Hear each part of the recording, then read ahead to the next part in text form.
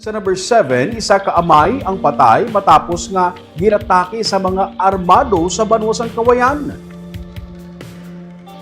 Upod sang 29 anyos nga amay ang tatlo sini ka mga kabataan sa nag-abot ang 5 ka mga armado nga lalaki sa ilang puloy-an sa nabukid nga bahin sa sitio Gutak, Purok 4, Barangay Abaca, Banwasang Cauayan, Miyerkules ang gabi. Gitawag sa mga sospek ang biktima nga magwa sa ilang balay. Kag dito naging tiro sang isa sa mga sospek ang biktima sang makapila ka beses gamit ang long firearm, rason sang iya kamatayon. Isa ka mangunguma ang biktima kag nagaisahanon niya nga ginasagod ang iya tatlo ka mga kabataan matapos sa laging bayaan sang iyang misis. Ginsiling ni Lieutenant Colonel Norberto Barnizo, hepe sang Cauayan PNP, may inisyal nga 5 ka igo sang bala ang nakitaan sa lawas ng biktima. Na-recover sa crime scene ang 7 ka mga fired cartridge cases sa caliber 5.56mm.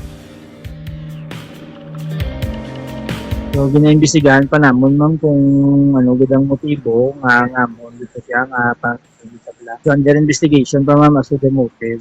Bali ang gopo doon lang sa common sa balay ang yang nanay bala mo sa ano ko nanay kaya kay isang tabo to nanay wala da naging katuan siguro. Bali sila lang kabataan niya ang nabilid.